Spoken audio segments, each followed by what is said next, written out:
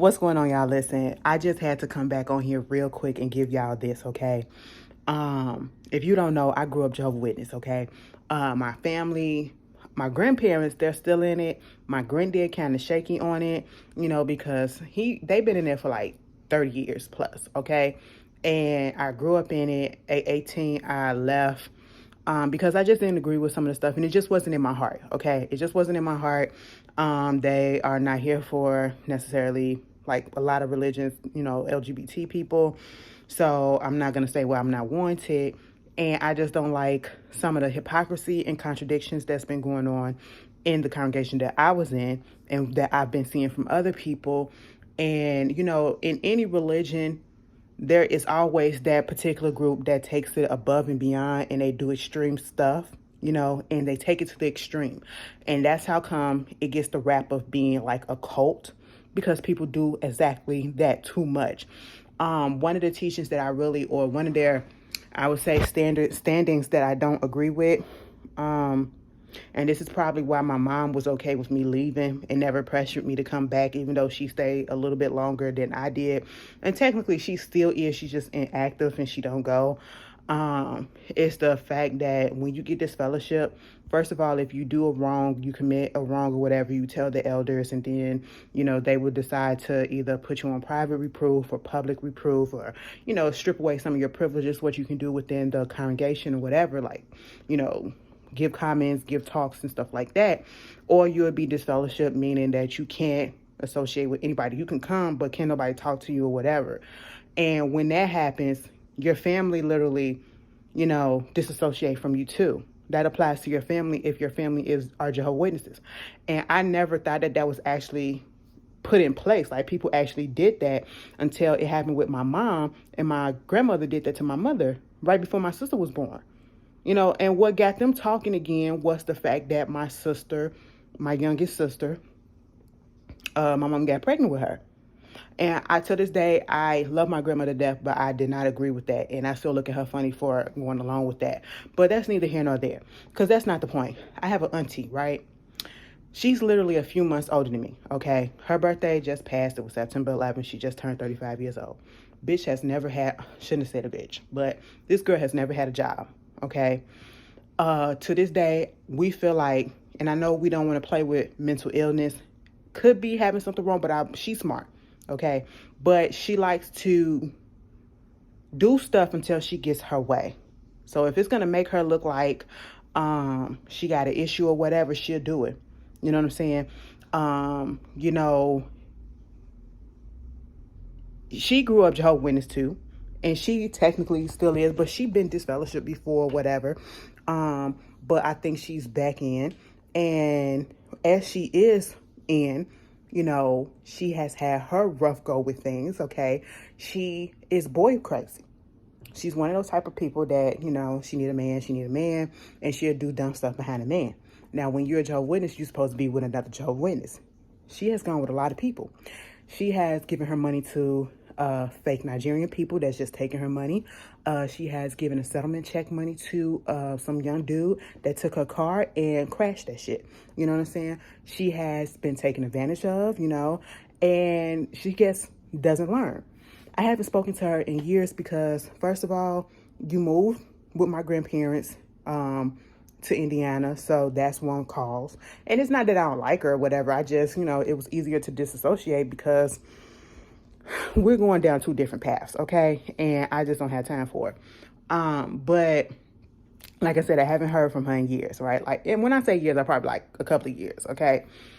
Baby, I get a letter in the mail right after I put that other video up, okay? The video about Astro World. After I put that up, I go look at my mailbox, and then I get this letter. I was like, so-and-so, the hell she's sending me a letter? And it felt thick a little bit. And so I opened it up, and I read it, y'all. Dear Ashley, this is your auntie. I'm in a campaign encouraging everyone who is tired of all the violence and crime and death.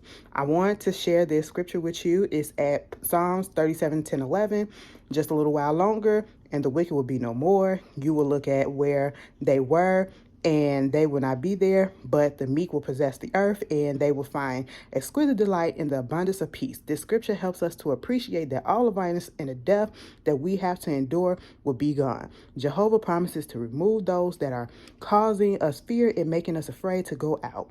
I would like to personally invite you to read the Watchtower, A Better World is Near, enclosed in this letter, okay? If you would like to learn more, please visit jw.org, or you can call me at ... to learn more. Sincerely, and she gave us her name. Baby, here's the Watchtower.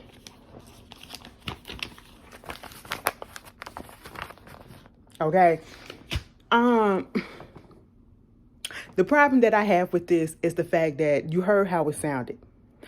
As I gave you that information that we all grew up, listen, we grew up together. This is the one that I told y'all that my grandparents had a building. They lived in the basement. My cousins lived on the first floor. They lived in the basement and the first floor. And then my parents, well, my mom and my sisters, we lived on the second floor. Two different, we had an apartment on the second floor. My grandparents took the apartment on the first floor and the apartment in the basement, okay, because they was watching my cousins. My aunts, we all played with each other. We all went to school with each other. We all did all of that. So why are you sending me a letter after not talking to me for years, or us not talking for a few years or whatever, even when it started the pandemic, and it sounded like you're talking to a stranger, like you're giving a speech, like you're witnessing to me as if I'm a nobody that you've never met. But you started off the letter saying this is your auntie. I already know that it's my auntie because I saw the name on the letter, you know, who it was addressed to or who it came from. I'm sitting here like, wow, what is this? Like, is it rehearsed? Did you just copy and paste this? Like, damn, at least say, hello, girl, how you doing, bitch? Or, I missed you. What you been up to? Girl, what is this? This informal ass shit. Or was it formal stuff? Girl, I don't know. It was just so, like, you're witnessing to me. Like, I don't know these things. Are you trying to get me to come back? It just felt so rehearsed. It felt like no feeling in it or anything. Like you're just trying to meet a quota. And then and what really got me was at the end with that, visit jw.org or give me a call to learn more. Girl, I know my Bible frontwards and backwards. I do still be on that site sometimes, okay? We are thoroughly still somewhat looking at some of the literature. I just don't go. You know, I don't practice it like that, but girl, am I wrong for feeling the way that I feel about this? I just feel like it could have been done better, you know what I'm saying? Like, hello would have been nice. Like, hey, how you been? You know what I'm saying? I'm thinking something had happened or she was going to tell me some good news. Like, girl, I finally got me a job because the bitch ain't had a job in ever. When I say ever, never, you know? Like, things are going good for me and I'm finna move out of my mama's house and all this stuff. But no, visit jw.org. Girl, I kid you not, and sent the actual Watchtower. That's part of the reason why I stopped going to the hall, because I couldn't stand going door to door at one point. I used to fake like I was ringing a doorbell. Okay, I was praying that they had a doorbell so I wouldn't have to knock, okay? Girl, that just made me chuckle. It's messed up back there. Don't worry about it. That's why I film the way I film, because it's a lot of stuff that's going on back there. I told you I'm trying to get up out of here, okay? So I've been packing up some stuff and girl, trying to figure out what's going into storage and what's not. One day I should get y'all no, I'm not. Because if I show y'all my room, to be quite honest, if I show y'all my room, y'all gonna be like, bitch, what is this? Okay, it's a lot of clothes in there and they're clean, but part of the reason why I haven't really put it up is because one, I don't have that much space. I have to go through the stuff, and two, depression. That's how I knew I was depressed too. That's one way I knew I was depressed, because I just didn't feel like putting shit up. I didn't feel like doing nothing. It just looked a mess, but I'm gonna hit it and I'm gonna get through it. But y'all tell me how y'all felt about that. That shit was crazy to me, okay? Like, if I trip it, you know, good to see that you're okay. I'm assuming that you're okay from that, but you could have called me, girl. My number ain't changed. And I'm finna call my grandma and tell her, tell your daughter don't send me this shit no more, this stuff no more. I mean, it was a good message. Don't get me wrong, but say hello and how you doing first, okay? Before you try to sell me something or get me to come to your side on something. No, y'all. Girl, y'all, tell me how y'all feel. I see y'all later. Peace.